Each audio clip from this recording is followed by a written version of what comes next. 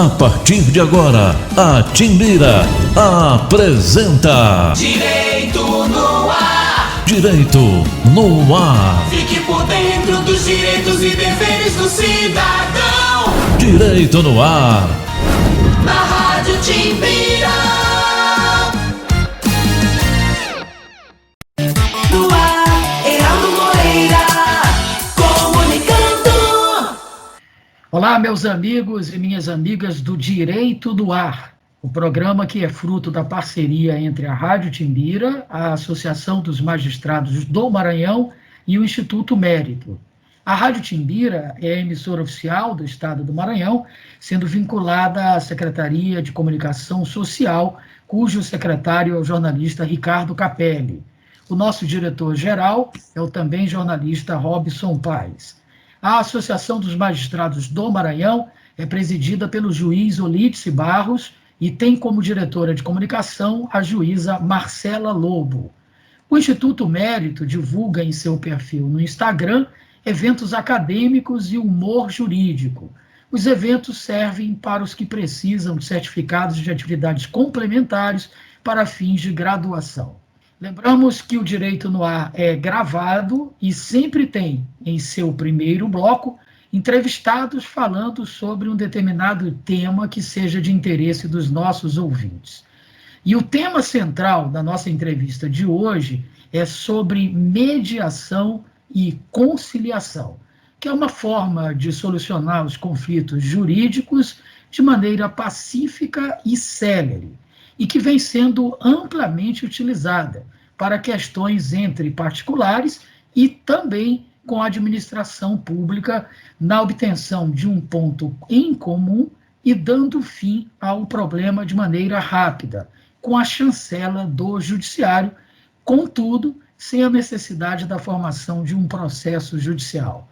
E para tratar desse assunto, vamos conversar com a advogada Carla Moraes. Muito boa tarde, doutora Carla, seja bem-vinda ao nosso programa. Boa tarde, eu que agradeço o convite, fico muito feliz de poder contribuir com informações que ainda, embora seja amplamente já utilizada a conciliação e a mediação, mas as informações ainda não são tão distribuídas assim. É verdade. Doutora Carla, por hábito aqui do programa, a gente costuma, antes de entrar propriamente no tema da entrevista, tentar conhecer um pouco da pessoa do entrevistado, até porque pode servir de inspiração para alguns dos nossos teleouvintes. Então, por que a senhora escolheu essa carreira, a advocacia, e que passos a senhora precisou chegar até conseguir ingressar na advocacia? Bom, na verdade, desde criança, né, eu não sonhava com o direito nem com a advocacia, mas eu já tinha um lado que tendenciava à defesa, seja a defesa dos colegas ou de qualquer outra situação, enfim. E com isso, fui amadurecendo e pertinho ali do vestibular, decidi que seria o direito. Durante a faculdade, inicialmente eu não pensava, né, na advocacia, eu pensava em um concurso público.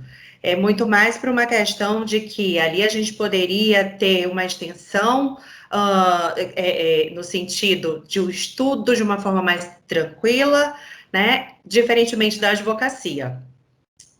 Durante a minha vida adulta, eu iniciei trabalhando no judiciário, né, e eu pude conhecer o judiciário, tanto na área administrativa, porque foi na Corregedoria Geral de Justiça, e logo em seguida no Tribunal de Justiça. Então, eu tive tanto a questão interna mesmo, né, com os magistrados e demais servidores, quando na Corregedoria, como pude ter o acesso total ao que era o processo, né, ao que era ver a situação das pessoas solicitando num processo o seu objetivo. Então, eu pude trabalhar das duas formas.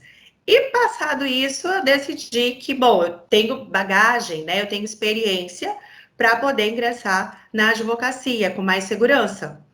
E comecei, e adorei. Hoje, quando falo em concurso público, até né, os recém-formados, eu digo, gente, vai advogar, é tão bom, é tão gostoso, é uma rotina que não existe rotina, e te dá um leque gigante de conhecimento, né? Então, eu acredito que ao longo da vida, eu fui sendo levada a isso, não foi algo que eu decidi desde o início, né? Mas que hoje eu não abro mão. Maravilha. Então, agora a gente pode ingressar no tema central da nossa entrevista, doutora Carla, que é mediação e conciliação. Bom, como os próprios termos já indicam, são duas coisas diferentes, né? Então, a senhora poderia começar explicando para o nosso público qual a diferença entre as duas? Vou dar a diferença entre as duas e eu vou iniciar falando um pouquinho só por que que a gente tem que chegar até aí, tá certo? Bom, o que que ocorre? A nossa legislação, timidamente, desde o início, ela já previa que se podia fazer composições, mas de uma forma muito tímida, né?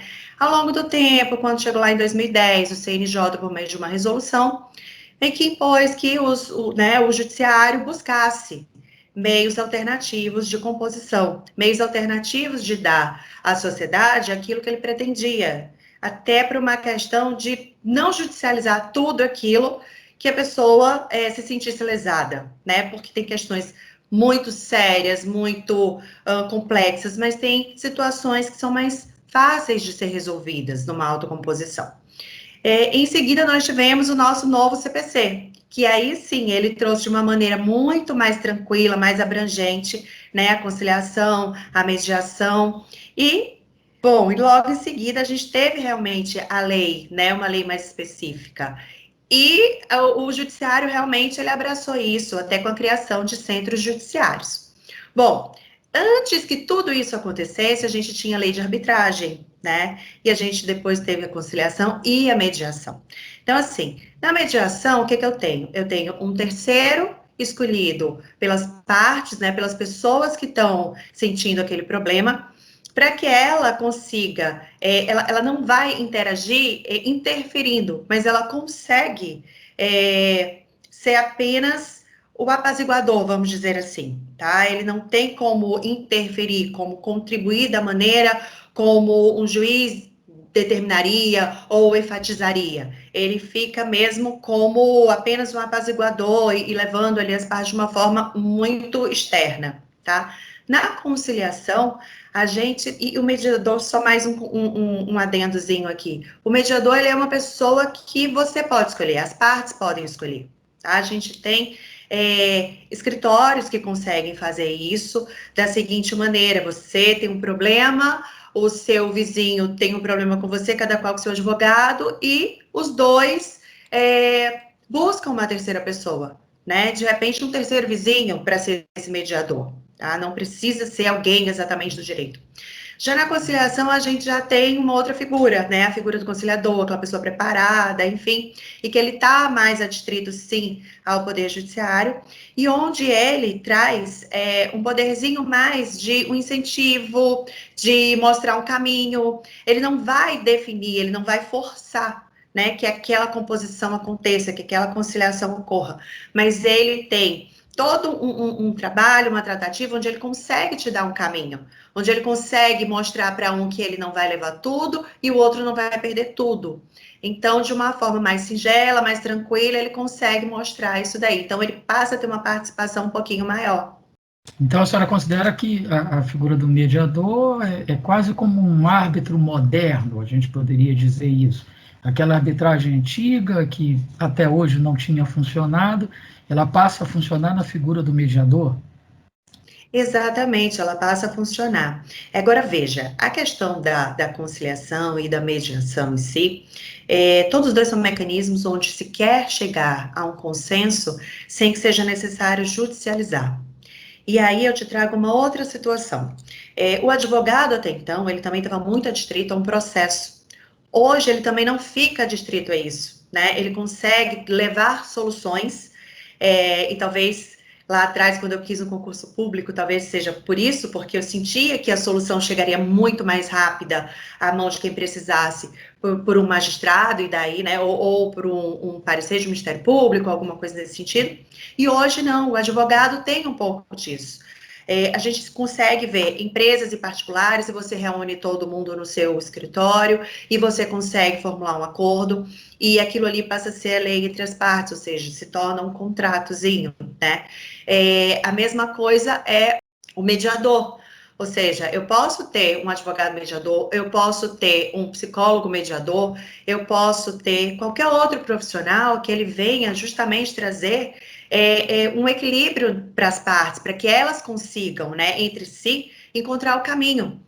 E isso é muito bacana, porque não judicializar se torna rápido, se torna barato, se torna objetivo. Imagina você entrar com uma ação, passa 10 anos, você tem um custo de valor, você tem não só o valor com o processo, mas com o seu advogado, se tiver um perito, tudo isso vai gerando um custo financeiro. Além disso, você tem um outro custo, é o seu desgaste, né? Você vai sendo consumido por aquilo. É uma situação que não se resolve. Ninguém quer ter uma situação prolongada por anos. E muitas das vezes a gente ainda tem isso, né? Passa 10 anos, o seu cliente já ultrapassou todas as instâncias, ele já está em fase de execução, chega ao fim e de repente o juiz determina que aquele processo tem que ser extinto e te entrega uma carta de sentença para que você tome outras proposições. Imagina o seu cliente. Ele vai gostar disso? Nunca. Você é um bom advogado? Mas a justiça te entregou, o judiciário em si, ele cumpriu o papel social que é te entregar, o objetivo, o objeto, não, ele não conseguiu, né? Porque tem muitos trâmites, não sou só eu, tem milhares, ou seja, existe uma fila. E quando você vai para mediação e para conciliação, você consegue isso de uma maneira muito clara. Você consegue de forma rápida, porque basta marcar o dia, a hora e o local. Você consegue transacionar de acordo com o que você realmente pode. Por exemplo, uma dívida, uma locação, né? O teu locador te reclama algo e te chama para essa reunião, que eu costumo dizer até que é uma reunião para ficar algo mais tranquilo. E na hora você diz, olha, eu realmente te devo, mas eu não tenho como te pagar tudo. Como locador, se você for judicializar, você vai passar anos. Aquele valor que é hoje, lá na frente, ainda que tenha juros, correção, não vai equivaler ao tempo de briga que você ficou. Então, hoje, bom, eu te devo 1.000, mas eu só posso te pagar 800.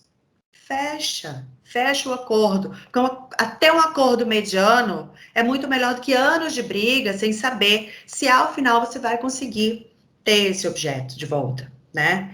Então, eu costumo dizer que até um mau acordo é bom, porque ele é rápido, ele te traz aquilo que você realmente está precisando naquele momento, né? E o papel do advogado foi extremo, foi muito bacana nesse aspecto, porque ele pode auxiliar, né? Ele pode auxiliar pela vivência que ele tem do judiciário, ele pode auxiliar pela vivência que ele tem da legislação, porque não é porque você está fazendo um acordo que você vai ferir as outras normas que existem, mas ele te dá essa clareza de que você vai ter aquilo que realmente você precisa naquele momento. Perfeito. Bom, há muitos pontos da sua fala que a gente precisa enfatizar. Por exemplo, a conciliação, a mediação, elas passam a ser também uma oportunidade profissional para o advogado, ou seja, o advogado que já tem um mercado saturadíssimo na esfera judicial, ele abre agora a oportunidade de atuar também extrajudicialmente. Aquilo que antes ele fazia só para redigir um contrato, dar uma consulta, uma orientação, ele agora também se preocupa com a resolução de lide sem a necessidade de um processo. É isso, doutora Carla? Exatamente, a figura do advogado ele tem que modernizar, né? Até então, a gente tinha o problema, o processo e o advogado apenas nessa questão processual. Hoje a gente tem um advogado que ele é altamente participativo. Ele não pode mais ficar adstrito ao direito material e ao direito processual, né? Ele tem que ter conhecimento um pouquinho mais extenso, ou seja, em termos de gestão, no contrato que ele vai formular, ele tem que verificar que, por exemplo, no contrato de locação, né? A gente antes só tinha um tipo de locação, ou era comercial, residencial, mas era um padrão. Hoje a gente trabalha com Airbnb, por exemplo, né? Não é o único que existe. Você não necessariamente precisa utilizar essa plataforma, mas você pode utilizar a ideia. Como você vai oferecer isso para o seu cliente, né? Ainda nessa área de imobiliário, muitos clientes eles não procuram apenas para a formatação desse contrato. Ou seja, eles procuram desde que você procure até o imóvel. Então, assim, o advogado, ele faz análise completa, ele faz análise de mercado, para quem vai comprar, se é legal aquele imóvel, como estão as taxas, né? Financiamento. Então, você precisa entender não só aquele contrato fixo ali, você tem que entender toda a situação do seu cliente. E a conciliação e a mediação, ele traz isso, porque quando você presta assessoria no todo, essa consultoria no todo, você já demonstra que você não está distrito à questão judicial, mas sim ao campo extrajudicial. Você está ali para dar consultoria do contrato, você está ali para dar consultoria da transação, se aquele comportamento do outro é realmente garantidora, se não é.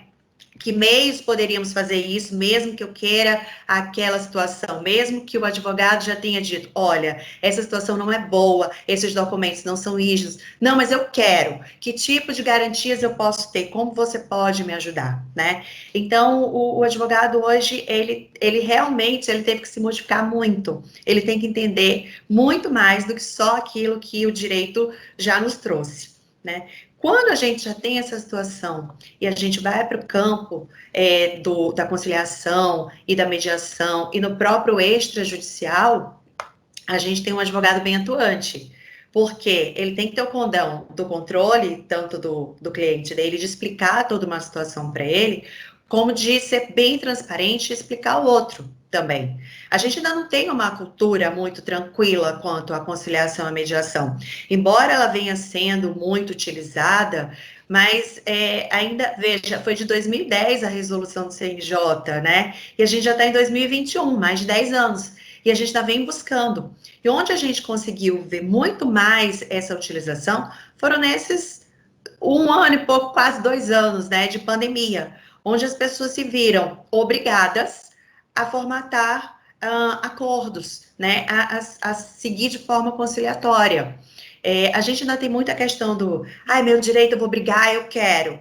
Não, não é por aí, né? A gente tem que ter a consciência de que é muito melhor ter aquilo que você quer de forma palpável, ou seja, vamos ser sensatos e não querer apenas judicializar e achar que é a única forma. Não, o advogado hoje ele tem um leque gigantesco do que a gente não tinha 10 anos atrás, do que a gente não tinha há 20 anos atrás, né? Eu, de formação, já tenho praticamente 20 anos, já tem 20 anos, né? Então, já mudou muito. É até engraçado falar isso, assim, nossa, há 20 anos. Mas o tempo passou e realmente a gente tem uma outra postura hoje como advogado. A gente trabalha muito a questão do extrajudicial, e o extrajudicial pode ser trabalhado fora do judiciário, com a conciliação e a mediação, dentre outros serviços que você pode fazer, e mesmo com a conciliação, você pode sim ter a chancela do judiciário, né? O que eu acredito que traga uma segurança muito maior aos seus clientes, às pessoas com que você está prestando uma mediação ou formatando uma conciliação. Maravilha. Eu me arrisco até a resumir toda essa fala brilhante, doutora Carla, da seguinte forma: se as faculdades antes se preocupavam em formar o advogado para o processo, elas agora precisam formar o advogado para a vida, né? Excelente, É um exatamente, leque para a muito vida. maior, né? De conhecimento, de cuidado, do que simplesmente o processo. Bom, outro ponto que eu gostaria de destacar, doutora Carla, é o seguinte: a gente percebe que o Estado, ele, através do legislativo, com novas normas, o Código de Processo Civil, etc., e o judiciário, através do CNJ, eles também estimulam essas práticas, né? Por que que o Estado tem essa preocupação de cada vez mais tentar tirar as pessoas do processo? Olha, eu costumo ver por duas situações bem claras. Uma, o judiciário está lotado, né? Outra, fazer mesmo que as pessoas tenham essa identidade de que existe um problema, mas não é porque o problema existiu que nós vamos brigar a qualquer custo. Existem N formas de solução, né? Então, a pessoa tem que entender, ela quer solucionar ou ela quer brigar, né? E o judiciário te deu essa informação de que você pode solucionar de forma rápida. Como? Com a conciliação e a mediação. Então, ele já retira ali daquela infinidade de processos que ele já tem a tua demanda. Você não vai ficar esperando muito tempo. Então, imagina você ter que entrar com um processo e passar 10 anos, quando, na verdade, você pode, inclusive por meio do judiciário, né, que com essa difusão, existem os centros hoje, né, os centros judiciários de conciliação. E são muito bons, são muito céleres, são muito organizados, onde a figura do advogado ainda está lá presente, e quando eu falo advogado, não é só o advogado particular, privado, mas também a defensoria pública, tá? Porque a gente tem que ter em mente de que nem todo mundo tem a condição de arcar com o advogado. Então, tanto o advogado como o defensor público, eles ficam à disposição, né? O advogado no seu contrato, claro, e o defensor público, aquele que não tem condição de fazer essa contratação. E no momento em que você necessita, pelo próprio PJE, que é o processo judicial eletrônico, você consegue protocolar de forma clara, objetiva, simples, o seu problema.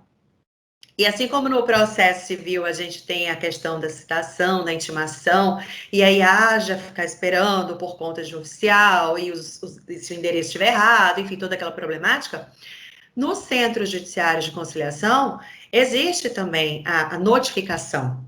Por que ela não é citação na intimação? Porque não tem processo, né? Na verdade, é uma forma de eu te chamar, debaixo ali daquele telhadinho do judiciário, mas sem que exista um processo. Ou seja, eu estou te chamando porque eu não quero brigar, eu quero solucionar. Então, vamos aqui. Num prazo de 20 dias, você é notificado. Olha que maravilha. Você ia protocolar hoje, se fosse no judiciário comum, e sabe lá quando você ia conseguir uma audiência. E no Sejusc não. Você já faz esse protocolo e em 20 dias você já tem a sua audiência. É um ambiente muito mais tranquilo, né? As partes chegam mais desarmadas, não tem aquela figura do magistrado que impõe um certo, às vezes, medo, não seria só um respeito, as pessoas já ficam um pouco mais assim. E no centro de conciliação, não. Ou seja, quando eles chegam até lá, e esse problema ele começa a ser discutido de uma forma bem mais tranquila, quem quer alguma coisa passa a entender por que ainda não foi cumprido, né? Muitas das vezes as pessoas não cumpriram porque realmente estão enfrentando problemas, que não conseguiram com que fizessem essa resolução antecipada. E com isso, tem a questão do vamos criar a paz entre ambos, né? Por quê? Porque nem perde tudo, nem ganha tudo. E quando eu faço isso, eu torno aquele termo, aquela resolução, aquela decisão, muito mais palpável de cumprimento. Porque, veja bem, se eu digo que eu vou cumprir daquela forma, eu estou dizendo que já é o formato que eu realmente vou conseguir cumprir. Né? Eu não estou esperando uma decisão judicial onde ele vai dizer que eu tenho que pagar X, ou que eu tenho que entregar determinado bem, ou que eu tenho que dar determinada pensão, ou que vai ser partilhado de determinada forma, e que aquilo não vai me agradar e que eu não vou conseguir cumprir. E que lá na frente eu vou encontrar um óbice, né? Não, no momento que eu faço essa conciliação, é célere por conta do tempo e é eficaz porque eu digo exatamente aquilo como eu posso dispor. Tanto como eu posso receber, como eu posso dar. E nessa situação, é claro, vão existir casos, né? Vamos ter casos em que esse acordo não vai ser cumprido. É claro. Mas numa grande, assim, um grande quantitativo, é muito pequeno o que eu não vou ter de cumprimento. Né? É muito mais fácil que as partes digam como elas podem, como elas querem, como elas aceitam. Então, elas vão transigir livremente. Quando elas fazem isso, a não conclusão disso é muito pequena, né? Então a gente acaba tendo uma garantia muito melhor. Perfeito. Doutora Carla, a senhora citou durante uma das suas respostas um dos aplicativos que existem hoje para a questão de você conseguir um imóvel em outro lugar, especialmente por conta do turismo e tal. E isso me fez lembrar do seguinte: a tecnologia, de alguma forma, ela também é utilizada para essas questões judiciais, para conciliação, para mediação? Também, ela também é utilizada. Veja, já existem escritórios e aí eles utilizam apps onde as pessoas podem direcionar-se, né, por livre vontade e dizer, olha, eu quero conciliar. Eu, por exemplo, tenho um problema com a SEMAR e eu quero conciliar. Então, ele entra nesse aplicativo, né, muitas vezes até por meios de Instagram, e aí a gente tem aqueles perfizinhos, e você consegue, sim, entrar, olha, eu quero conciliar com a empresa tal, meu problema é esse. E aí você consegue fazer isso. Ou uma questão muito particular, eu tô com um problema, eu quero divorciar, né? Eu tô com um problema na pensão alimentícia, mas eu quero conciliar, né? E é engraçado quando a gente costuma falar assim, a pensão alimentícia, posso conciliar? Pode conciliar. Por quê? Embora a gente diga que é um direito indisponível, né? Porque imagina, a mãe, o pai, os filhos ali envolvidos, o direito não é da mãe, do pai, mas sim dos filhos, mas a gente quer a questão prática resolvida, né? Imagine um casal brigando por um imóvel porque um dos cônjuges pagou 1/3, mas ele não vai ter condição por 1 ano de pagar essa pensão alimentícia. Então, o que é mais palpável, o que é mais lógico? O outro cônjuge dizer, tudo bem, você não tem como pagar, mas então vamos fazer uma transação aqui. Você passa 1 ano sem pagar a pensão alimentícia, mas eu não preciso te devolver esse valor do imóvel. Ou seja, o imóvel fica todo, né? E você fica sem pagar. É como se já tivesse pagado. E passa a pagar no ano seguinte. Então, a gente tem também a questão dos direitos, que a gente costuma dizer são direitos indisponíveis, mas que conseguem ser transacionados, né? E assim, não só a questão desse aplicativo direto com os profissionais, que já existem, muitos profissionais já conseguem realizar diretamente, mas o próprio judiciário. O próprio judiciário lançou um aplicativo onde empresas conseguem se linkar e aí os seus setores jurídicos fazem isso tranquilamente. A gente hoje tem esse suporte também do judiciário, porque até um tempo atrás a gente não tinha, né? Mas hoje a gente já tem, sim. Muito bem, doutora Carla, conversa espetacular, muito esclarecedora. Tenho a impressão, inclusive, que muita gente que está nos assistindo ficou convencida de que, poxa, vou resolver aquele problema que eu tenho com fulano amigavelmente, porque essa advogada me convenceu disso. Mas, infelizmente, o nosso tempo está acabando. Então, a gente agradece muito a participação da doutora Carla Moraes pela excelente esclarecedora entrevista e abrimos espaço agora para suas considerações finais. Olha, muito obrigada pelo convite. Eu sou, assim, realmente uma grande utilizadora, né, da conciliação e da mediação para os clientes, principalmente as empresas. Eu atuo muito no direito empresarial, Cido. Então, assim, é uma mão na roda, vamos dizer, né? Porque isso realmente te traz um resultado prático, imediato. Você, como advogado, você se torna bem atuante em todo o processamento dessa conciliação ou dessa mediação, e é fantástico que as pessoas consigam, né, transacionar seus direitos da maneira como elas realmente podem fazer, e acredito que esse seria o grande caminho, né? Não só para desafogar o judiciário, mas para realmente que as pessoas tivessem o objetivo que elas buscam nos seus problemas, na solução dos seus problemas. E eu adorei, foi um papo super bacana, super tranquilo. Muito obrigada pelo convite e sempre à disposição. Maravilha, doutora Carla Moraes, advogada, que conversou conosco sobre mediação e conciliação. Nós precisamos agora fazer um rápido intervalo, mas logo estaremos de volta com o seu Direito no Ar. Continue conosco. Estamos apresentando Direito no Ar. Direito no Ar. Fique por dentro dos direitos e deveres do cidadão. Direito no Ar. Na Rádio Timbira.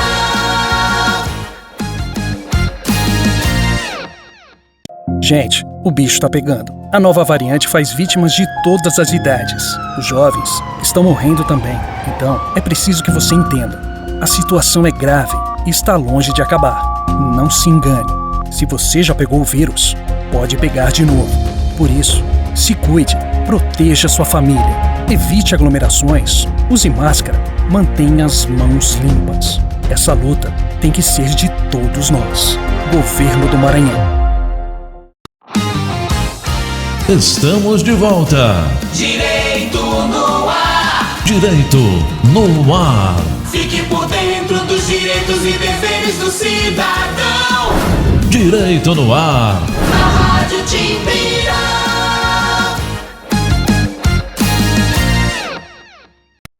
No ar, Heraldo Moreira, comunicando. Estamos de volta aqui pela Rádio Timbira com o seu Direito no Ar, em parceria com a Associação dos Magistrados do Maranhão e o Instituto Mérito.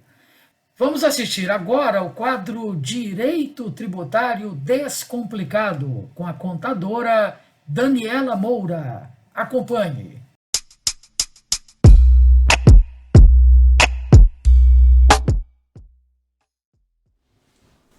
Oi, gente, tudo bem? Estou aqui mais uma vez no Direito no Ar, hoje para falar para vocês sobre algumas mudanças trazidas pela Lei 14.195, publicada dia 27 de agosto no Diário Oficial da União. Dentre elas, eu quero destacar algumas muito importantes que vão afetar o dia a dia de você, empresário e cidadão, pessoa física também. A primeira delas, qual é? O fim das EIRELIs. O que é a EIRELI? A EIRELI é um tipo de empresa, tá? De uma única pessoa, no qual ela tinha que ser constituída com no mínimo 100 salários mínimos. Então, por meio dessa lei, as EIRELIs que já existiam, elas automaticamente ficam transformadas em sociedades limitadas unipessoais e, a partir dessa data, nenhuma EIRELI mais vai poder ser constituída, viu, gente? Ou seja, se você agora quiser constituir uma empresa onde você não queira ter sócio, ou você vai constituir uma sociedade limitada unipessoal, ou então você vai ser um empresário individual, certo? Segunda mudança, agora os órgãos e entidades responsáveis pelo registro ou alteração de qualquer empresa, eles são obrigados a disponibilizar de forma gratuita no seu site ou presencialmente informações sobre a sua empresa, tá? Atualmente, como é que funciona essa questão? Hoje, para você ter qualquer documento da sua empresa que você perdeu ou não sabe por onde anda, você paga uma taxa. Esses órgãos, eles cobram de você uma taxa para você poder ter acesso a um documento da sua empresa que está ali registrado. Então, com essa mudança, vai facilitar bastante, não só o acesso à informação, como também liberar a gente do pagamento dessa taxa, né? Então, essas são algumas das novidades que eu queria trazer para vocês essa semana com a publicação dessa lei, ok? Até a próxima!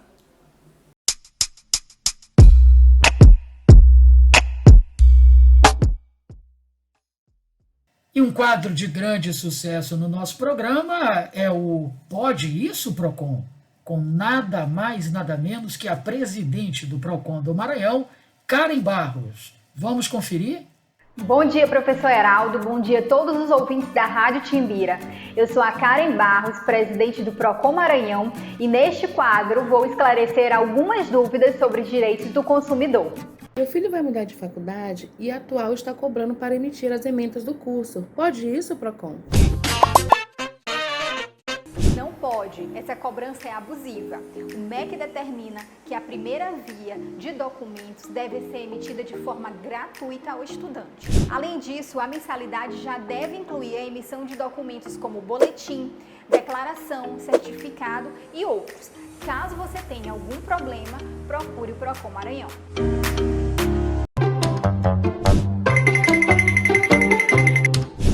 Bora ver qual vai ser a do mês. Aê! Conta de luz.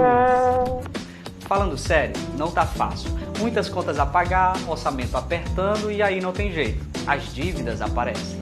Com a pandemia, então, tudo piorou. E é por isso que está chegando Dívida Zero, para você renegociar seus débitos diretamente com as empresas. Elas deverão apresentar um plano de pagamento que caiba no seu orçamento.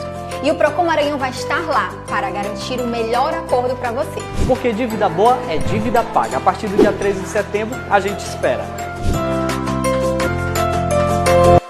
E no programa Link CNJ de hoje, o assunto será Justiça e Meio Ambiente. Vale a pena acompanhar. E hoje vamos falar do meio ambiente, dos riscos que vários ecossistemas correm no Brasil, especialmente a Amazônia, e do papel do judiciário no combate ao desmatamento ilegal e outros crimes.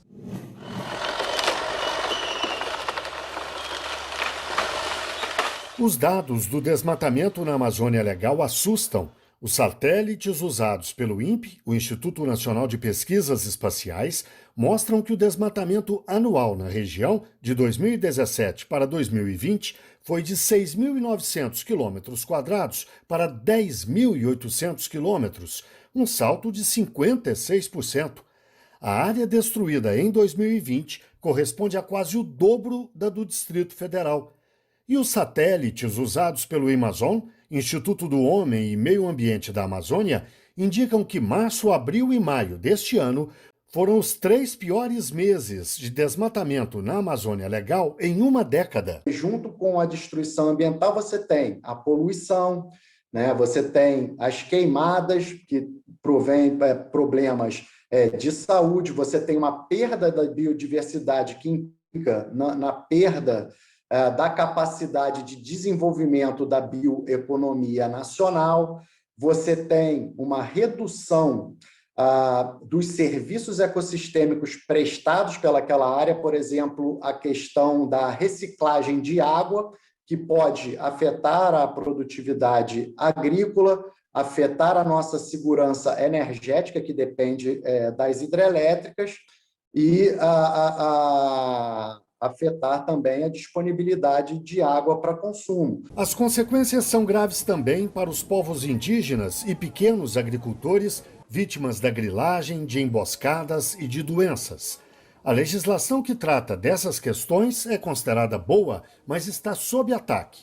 Vários projetos de lei em tramitação no Congresso querem mudar as regras. Por exemplo, o projeto de lei 2633 de 2020, aprovado pela Câmara e que ainda depende do Senado, elimina a fiscalização de grandes propriedades rurais. O projeto de lei aumenta de 4 para 6 módulos fiscais o tamanho das propriedades que podem ser ocupadas sem vistoria, e isso favorece, então, empreendimentos de porte razoavelmente grande, que podem chegar até mais de 600 hectares, na verdade 660 hectares, são áreas muito grandes que você não precisa mais de vistoria. Então, isso facilita a ocupação ilegal de terra, que posteriormente não vai precisar de vistoria para verificar se essa propriedade ela está em conformidade com a legislação ambiental existente. O CNJ acompanha de perto essa disputa e trabalha para estabelecer uma política judiciária que favoreça a rapidez nos julgamentos e a sustentabilidade. Quando se fala em meio ambiente, quando se fala em desenvolvimento, há que sempre se sustentar num tripé. Então, a gente tem o tripé da economia, da sociedade e do meio ambiente. Por isso que se fala, hoje em dia, em desenvolvimento sustentável, não apenas em desenvolvimento. E pensando nessa ótica, o CNJ ele vem adotando diversas ações. Entre elas, a gente pode citar o Observatório de Direitos Humanos, a gente pode citar a plataforma Sirene Escuta e também a adesão aos Objetivos de Desenvolvimento Sustentável da Agenda 2030 da ONU. A Agenda 2030 tem 17 objetivos a serem alcançados até o ano de 2030. Eles são integrados e mesclam as 3 dimensões do desenvolvimento sustentável: a econômica, a social e a ambiental. Já o Observatório do Meio Ambiente do Poder Judiciário é uma iniciativa do CNJ que reúne todos os atores possíveis a favor do meio ambiente. A sociedade civil, membros da academia, pessoas que têm um grande envolvimento com o tema. Então, a gente pode ver que a composição do observatório ela é feita por conselheiros, por magistrados, mas principalmente por essas pessoas que são especialistas, tanto do governo quanto da sociedade civil, e isso é efetivamente com o objetivo que a gente possa colher da sociedade todas as informações possíveis e trabalhar em parceria com a sociedade. Outra arma do CNJ, a plataforma Sirenejude, usa a tecnologia geoespacial, além de informações da Base Nacional de Dados do Poder Judiciário, o DataJude. E nessa plataforma vai haver a sobreposição de informações públicas que estão disponíveis em inúmeros sites e a partir do mapeamento, você,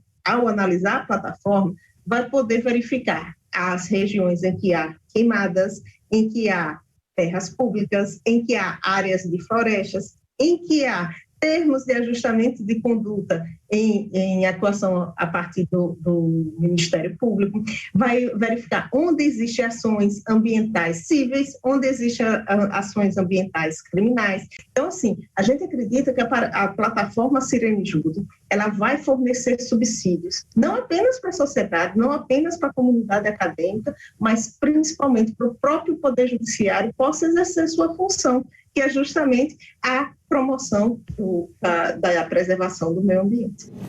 E vamos aprofundar o assunto. Eu converso agora online com Beto Veríssimo, cofundador do Imazon, e com Mariana Cirne, professora de Direito Ambiental e procuradora federal. Muito obrigado aos dois pela participação no programa. Eu começo com uma pergunta para o Beto. O Imazon registrou um aumento de 51% no desmatamento na Amazônia nos últimos 10 meses. A trajetória histórica é essa, de aumento crescente sempre, ou isso é um dado mais recente? O desmatamento tem aumentado principalmente nos últimos 3 anos. Historicamente, a gente teve desmatamentos, hiperdesmatamentos nos anos 90 até 2003. Depois tivemos uma queda abrupta do desmatamento entre 2004 e 2012, foi uma redução de 80%. A partir de 2013, o desmatamento começou a subir ligeiramente e explodiu a partir de 2018, principalmente a partir de 2019. O Imazon consegue, Beto, registrar com certa precisão, eu não sei exatamente em que medida, mas consegue registrar com precisão onde ocorre o desmatamento. Em que medida isso acontece?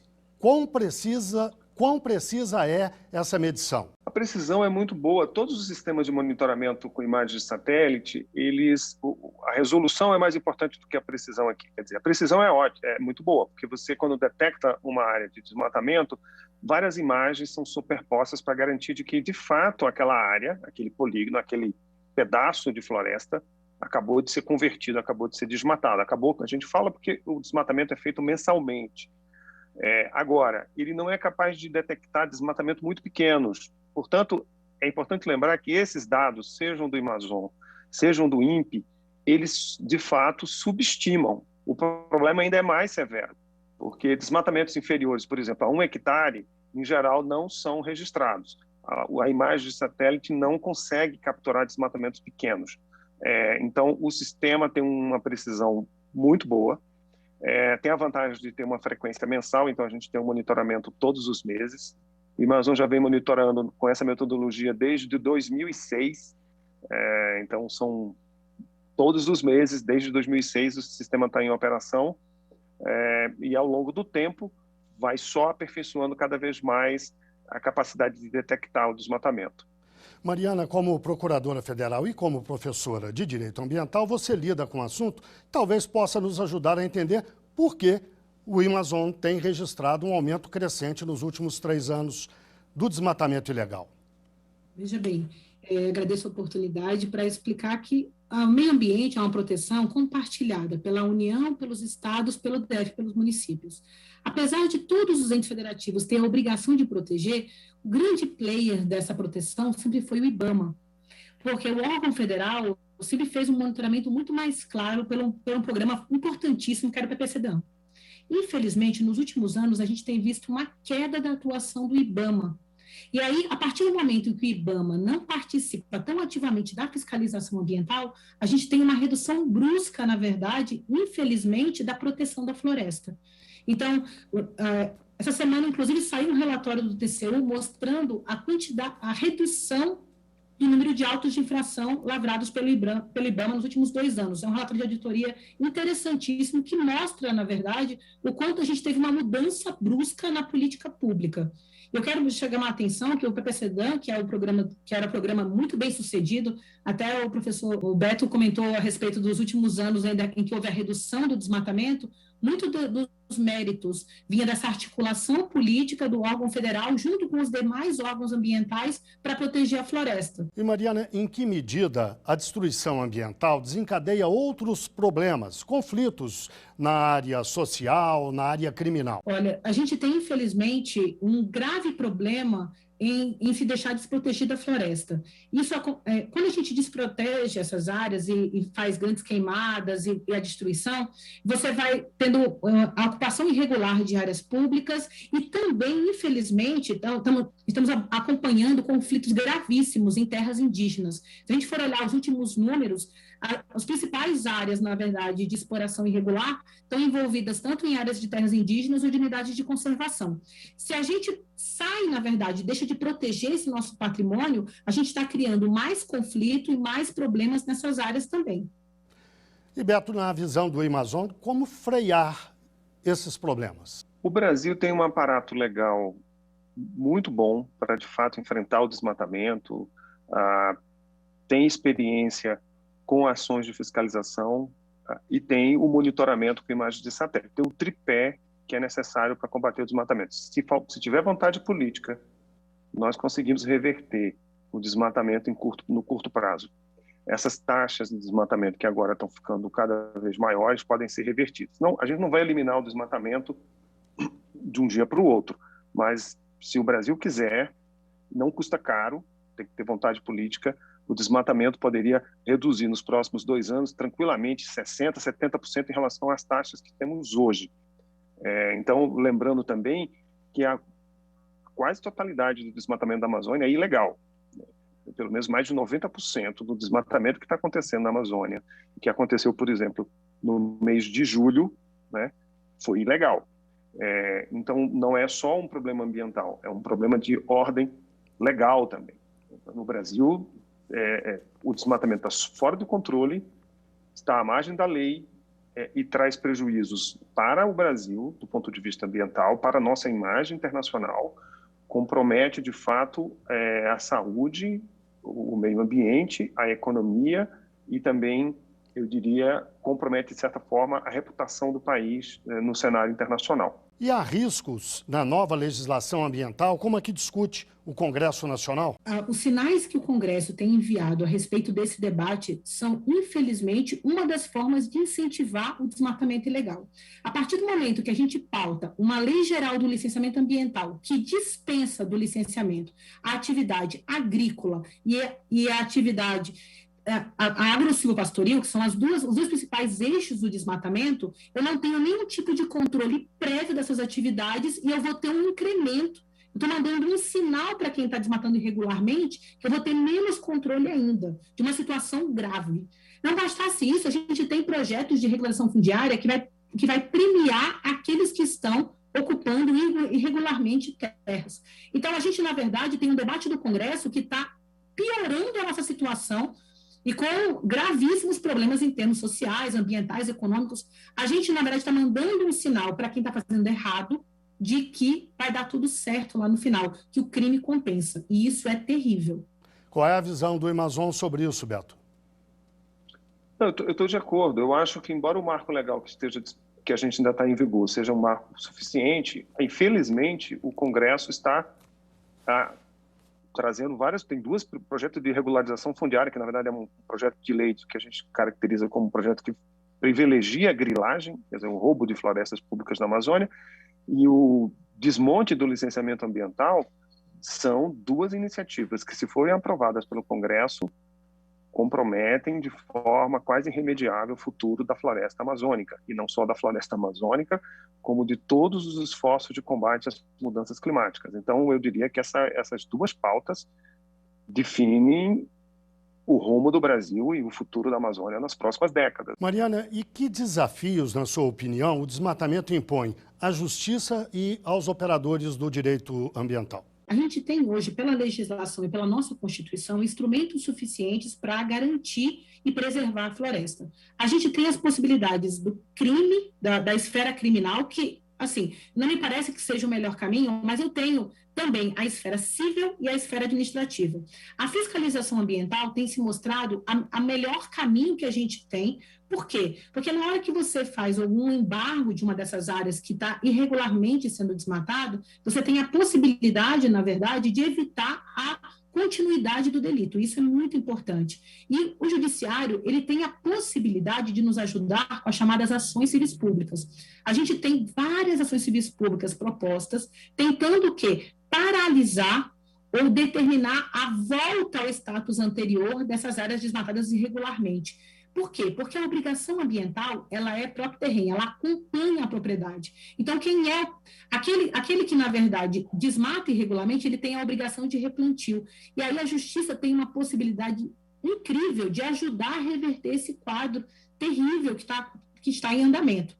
Fora as ações nós temos várias ações no Supremo tentando, na verdade, modificar a situação do Fundo do Clima, do Fundo Amazônia, vamos dizer assim, da conciliação que nunca acontece das multas, ou até mesmo o fim do PPCDAN, que era a política pública do IBAMA que funcionava. Então, a gente tem a possibilidade que o judiciário dê uma resposta para reverter essa situação que está acontecendo, que está em andamento e que vai ter efeitos nefastos na nossa, não só na credibilidade do Brasil externamente, mas também internamente. A gente está vivendo um momento de estiagem, a gente está tendo mudança de temperatura, as mudanças do clima estão acontecendo e a gente continua fingindo que isso não tem relação com o meio ambiente.